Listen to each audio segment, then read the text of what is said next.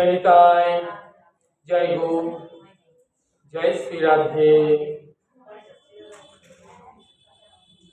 कलिजुग पावन अवतार सर्व अवतारे आमार गौर सुंदर और निताय सुंदरेर श्री चरणे सश्रद्ध अनंत कोटि प्रणाम निवेदन करे आजकेर এই आनंद तीर्थे আমরা সমবেত হয়েছি। गौर गोविंद कथा रससुधा आस्वादन करब बासना निये। करुणार बरुणालय प्रभु श्री श्री गौर सुंदर और श्री श्री निताय सुंदरेर एकांत करुणा भाजन आचार्य बरेण्य गौरीय वैष्णव कुलतिलक कविराज कृष्णदास गोस्वामी चरण आज থেকে কয়েক শতাব্দী পূর্বে मधुमय श्रीधाम वृंदावनेर परम प्रेममय भूमि वृंदावन मुकुट भूमि महाभावमय भूमि श्री श्री राधा कुंड तटे बसे वृंदावनेर निष्कृंचन वैष्णवगणेर आदेशे अनुरोधे रचना करेছিলেন चैतन्य लीलामय एक अनुपम ग्रंथ श्री श्री चैतन्य चरितामृत। आज के आमादेर आस्वादनेर विषय रूप सनातनेर साथे महाप्रभुर मिलन।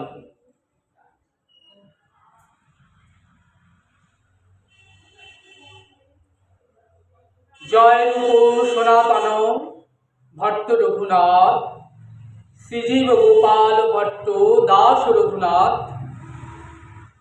এই যে আমরা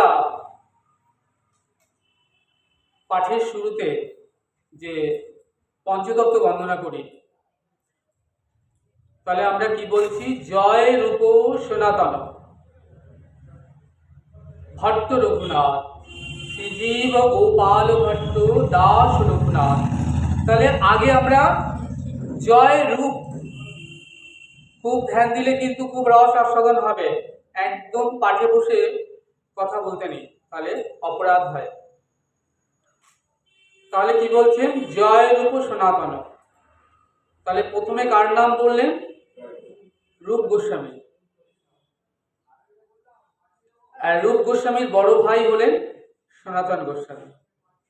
ताहले जे बड़ तार कथाई तो आगे बोलते हबे।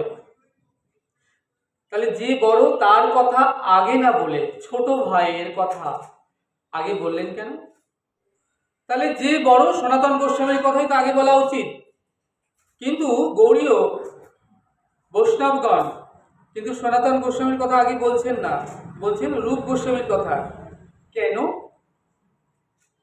না? বলছেন যে জাগতিক জগতের নিয়ম আর আধ্যাত্মিক জগতের নিয়ম সম্পূর্ণ বিপরীত। জাগতিক জগতে যে বড় তাকে কিন্তু আগে সম্মান জানাতে হবে, বড় ভাইকে আগে সম্মান জানাতে হবে, তারপর ছোট ভাইকে সম্মান জানাতে হবে। কিন্তু স্পিরিচুয়াল জগৎ কিন্তু সম্পূর্ণ জাগতিক জগতের বিপরীত। বলছেন বড় দুভাবে হয়, একটা হচ্ছে বয়োবৃদ্ধ, বয়সে বড় হয়, বয়স বড় হলে লোকে তাকে বড় বলে, কিন্তু ভজন জগতে বয়সে বড় হলেই তাকে বড় বলে না। একটা হচ্ছে বয়োবৃদ্ধ আর একটা হচ্ছে ভজন সিদ্ধ। খুঁজতে হবে যে যার জয় জয়কার করছেন তার মধ্যে বা তার দেহের মধ্যে আপনি কোনো সদ্গুণাবলী লক্ষণ দেখতে পান কিনা। যদি পান তবে তার জয় জয়কার করতে হবে অবশ্যই। এখানে বলছেন যে রূপ গোস্বামী সর্বপ্রথম মহাপ্রভুর চরণে এলাহাবাদ প্রয়াগে এসে সমাপন করেছিলেন। তাই গৌড়ীয় বৈষ্ণব ভজন জগতে বৈষ্ণব শিরোমণি পূজনীয় রূপ গোস্বামী।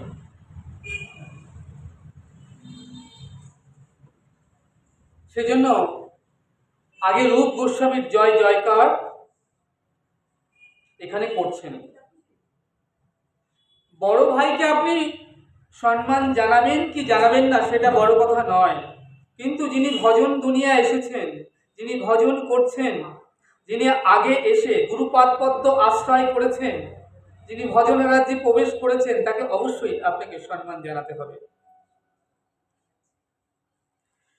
তাই এখানে সে কথাই বলছেন, মহাপ্রভুর আনুগত্য গৌড়ীয় বৈষ্ণব জগতের ভজন, এটা কিন্তু জাগতিক জগতের ভজন থেকে, এখানে বারবার বলছেন, সম্পূর্ণ কিন্তু একদম আলাদা।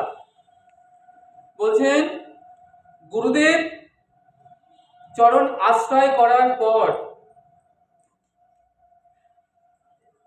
কতদিন গুরুদেবের হাতটি বা চরণটি ধরে চলতে হয় গো? বলছেন শিশু যখন ছোট থাকে তখন কিন্তু শিশু বাবা মার হাত ধরে চলে, কিন্তু শিশু যখন নাবালক থেকে সাবালক হয়ে যায়, সে নিজেই চলতে পারে, তখন কিন্তু পিতামাতা শিশুর হাতটি ছেড়ে দেয়, সে নিজে নিজেই এখন চলতে পারেন। কিন্তু বলছেন যিনি গুরুপাদপদ্ম আশ্রয় করেছেন, গুরুচরণ ধরেছেন, তাকে কতদিন ধরে চলতে হয় গো? জীবনের অন্তিম কাল পর্যন্ত গুরু চরণ ধরে তাকে ভজন দুনিয়ায় এগোতে হয়। তাই বলছেন যে সেই গুরুপদ্ম আশ্রয় যারা করেছেন তাদের জীবনের অন্তিম কাল পর্যন্ত গুরুচরণ আশ্রয় করেই চলতে হবে। আমাদের জন্ম মা 3 বার হয়। প্রথমবার জন্ম কবে হয়েছিল না, যবে আমরা মাতৃ জঠর থেকে ভূমিষ্ঠ হয়ে এই জগতে এলাম, তাকে বলা হয় নিম্ন যোনি।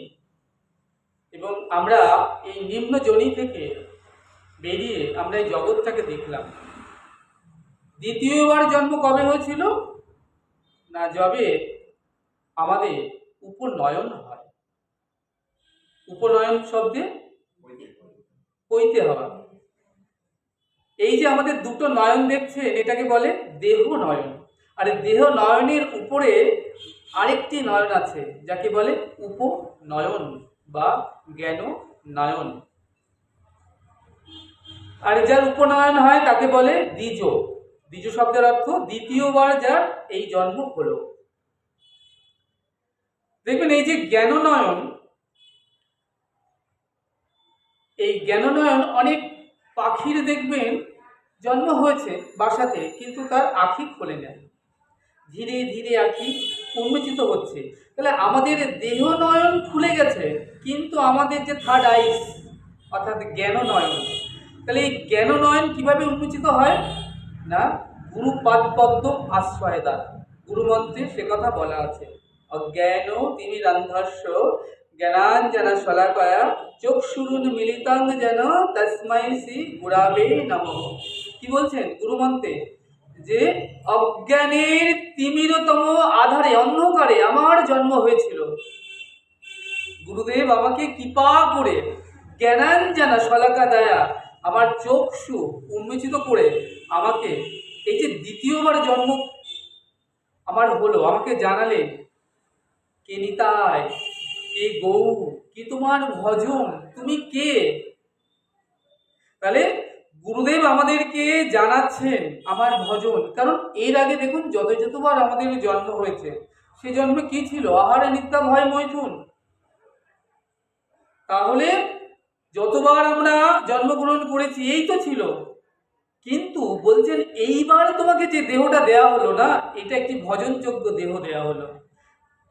এর আগে যতবার জন্ম হয়েছে তোমার না ছিল সাধন, না ছিল ভজন, তাই তুমি 84 লাখ জনি ধরে ভ্রমণ করে বেরিয়েছ। তাই ভ্রমণ করতে করতে কোনো ভাগ্যে গুরু কৃপায়, ভাগবত কৃপায়, সাধুগুরু বৈষ্ণবের কৃপায় এবার তুমি যে দেহটা পেলে, যে মনুষ্য জন্মটা পেলে, এটাকে বলা হচ্ছে অতীব সুদূর লাভ। এমন দেহ হয় কি না হয়। তাই বলছেন এই দেহটা যে পেয়েছো না, এটাকে বলছে ভজনযোগ্য তুমি দেহ পেলে। তাহলে এই ভজনযোগ্য দেহ পেয়েও আমরা যদি ভজন না করি, তাহলে এখানে কি বলছেন, ভজনযোগ্য দেহ পেয়েও, মানে পেয় শব্দে পেলাম। তাহলে পেয়েও যদি আমরা গৌর গোবিন্দ ভজন না করলাম, তাহলে বললেন আমাদের আসা যাওয়াই সার। শাস্ত্র বললেন অমন এই জগতে কেন বা এলি, এমন স্বাদের মনুষ্য জনম পাইয়া হরি না ভজিলি মানুষ হইবি কবে, দিবস রজনী আবল তাবল কত না পাচাল পারো, শত কথার মাঝে একটি বারো তুমি হরি বলিতে নারো। তাহলে দেখুন আমরা সারাদিন কথা কথা বলছি, কত আমরা পাঁচাল পারছি, কিন্তু যে কথায় মনে রাখতে হবে আপনার কৃষ্ণ নাই, আমার মহাপ্রভু নাই, যে কথায় আমার গৌর নাই, আমার রাধারানী নাই, তাকে বলছে সেটা কথা নয়, ব্যাঙের গ্যাঙুর গা। তাহলে ব্যাঙের গ্যাঙুর গা হলে কি হবে না, দেখবেন বর্ষাকালে পুষ্করিণী সরোবরের কাছে ব্যাঙ ডাকতেই থাকে গ্যাঙুর গা বলে। তার ফলে কি হয় গো, সে ব্যাঙের ভাষা একজনই বোঝে, সেটা হচ্ছে সর্প। সর্প বুঝে যায় যে ব্যাঙটা কোথায় আছে, এসে খাপ করে আমাদের তাকে তুলে নেয়। তা এখানে মহাজন বলছে দেখো তুমি যত সারাদিন আবোল তাবোল কথা বলবে, পাঁচাল পারবে, তাহলে সমন বলছে বল কত কথা বলতে পারিস, আমাদের ঘাড়ের পাশে নিঃশ্বাস ফেলছে, যে কোনো মুহূর্তে তুলে নেবে। তাহলে তো আমি এমন ভজনযোগ্য দেহ পেলাম, অথচ আমার ভজনই হলো না, আমার সাধন হলো না, যাজন হলো না, যোজন হলো না, আমি যেমনি এলাম তেমনি গেলাম। তাই বলছেন মহাজন তোমার আসা যাওয়াই সাধ হলো। কেন এলি? এই জগতে তো আমরা ভজন করব বলেই আমরা এই জগতে এসেছি। এই দেখুন এই আমাদের দ্বিতীয়বার জন্ম হলো।